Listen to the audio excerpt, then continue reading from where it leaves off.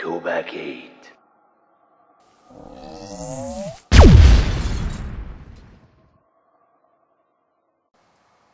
Hey guys, I'm Rich. Welcome to another Halo action figure review. Today I'm going to be reviewing the Halo Universe Series 1 Dutch figure. Now this character, which if you don't know, the Halo Universe series is basically picking up characters from different games and different expanded universe content, unlike the Halo Reach series is just Halo Reach.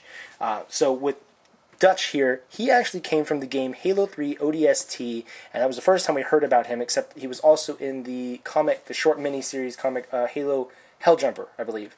Now, Dutch is actually one of my favorite characters from the game, period. I really liked Buck as well.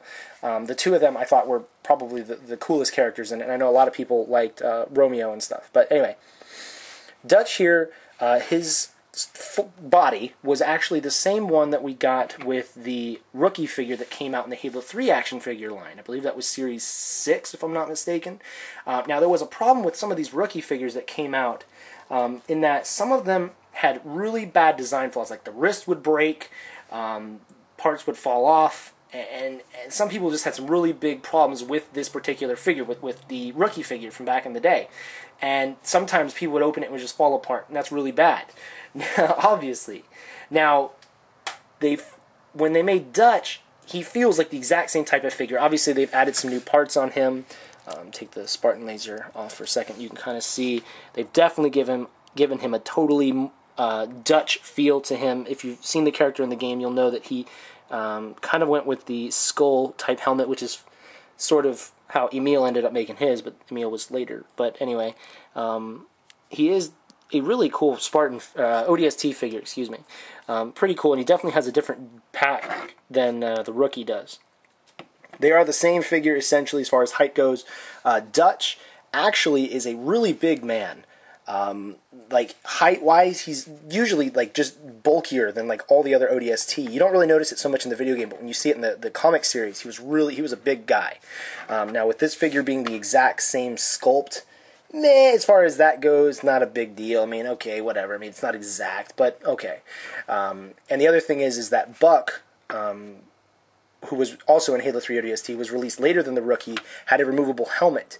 Dutch here does not. So if you were kind of looking forward to that, they don't really include that. But I still think overall this is still a pretty cool figure. Now I do know that, like I was mentioning before about some of the problems that the Rookie figure was having, some people have opened up their Dutch figure and the wrist broke instantly or later on. And that's a problem, frankly. I'm kind of disappointed in that sense that McFarlane didn't kind of fix some of those problems and maybe increase the integrity of some of the parts, but instead just added some new stuff on it and then repainted it and then just sent it out. And as far as that goes, it kind of stinks because the articulation of this figure is definitely one of the lowest out of any of the figures ever made, the different types of figures. I'll take the Spartan laser off for a moment. The head is on a ball joint, and it can look 360 degrees. You can twist it all the way around and everything, and it can look up and down just a little bit, not much. The arms here can open up about that far if you have the shoulder pads still on.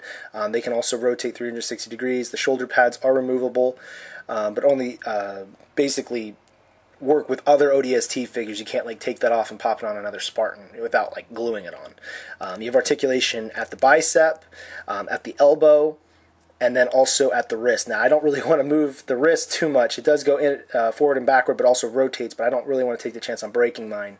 I can feel, if you can see, that this hand is a bit loose. That's kind of concerning me as far as longevity of owning this figure.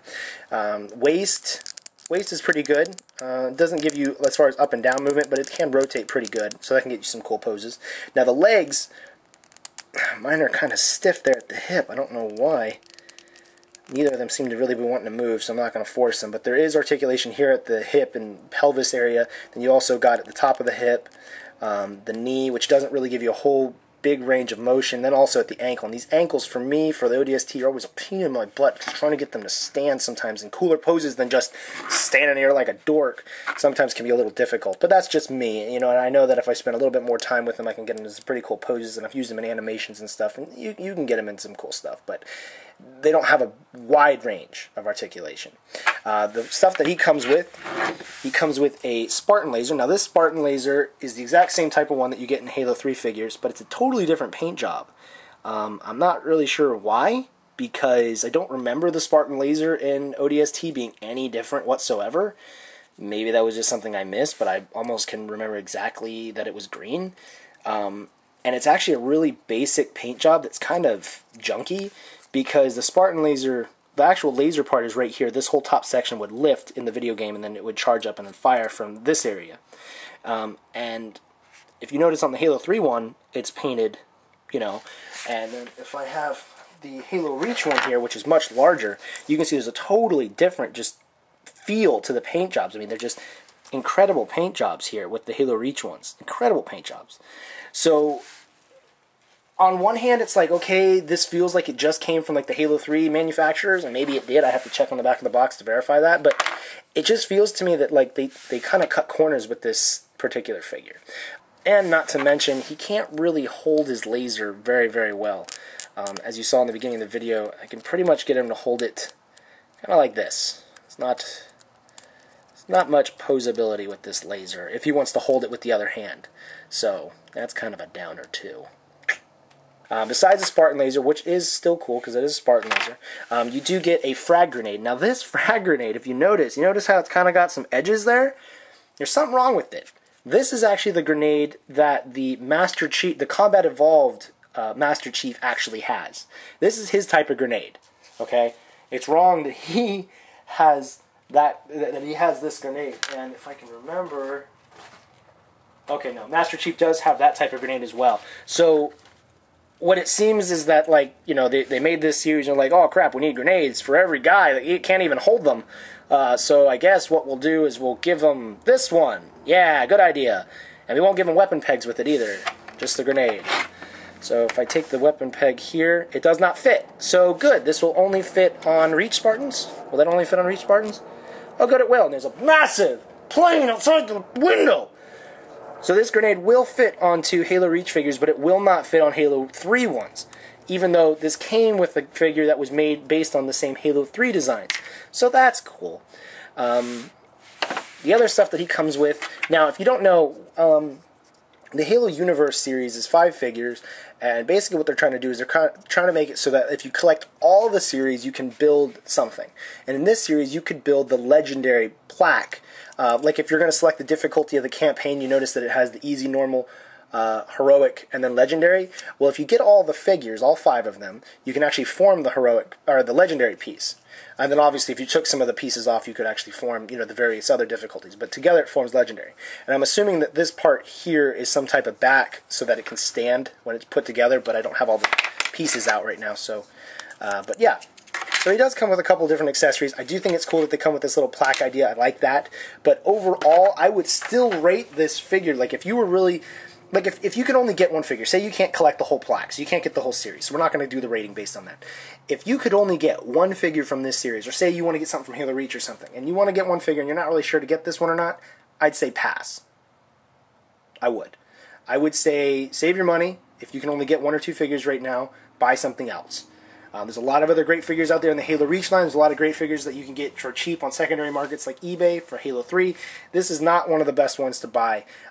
Overall, just the basic rating on this particular character, not counting the legendary stuff, I would say that he ends up getting a 3. Because of the fact they haven't fixed any of the articulation, which I can understand. They don't want to totally redesign this and make a whole new figure because that costs money and blah, blah, blah, blah, blah. But he gets the wrong grenade that he can't even use, even if he was a Halo 3 Spartan. He has a Spartan laser here, which I still don't think is accurate to the game, and it's not that great of a paint job.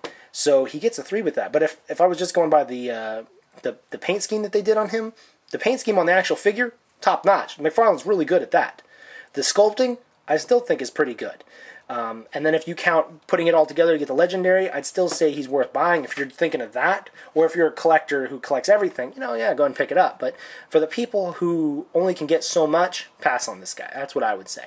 Anyway, guys, I did want to show you what he looks like compared to a Halo Reach Spartan. As you can see, the Halo Reach Spartans are in a larger scale than the previous Halo 3 line was, so he is significantly taller, which is actually kind of cool, and it's actually kind of how I wish that the Halo 3 Spartans would have been, but, okay, whatever. Anyway, it's pretty much all I can think of for this guy. Like I said, I'd give him a 3 out of 5. I mean, he's cool, I like him, I'm glad he's part of my collection right now, but it's not like a must-have. So anyway, guys, if you have any comments or questions about this figure, leave that down below, and I'll try to get to that as soon as possible.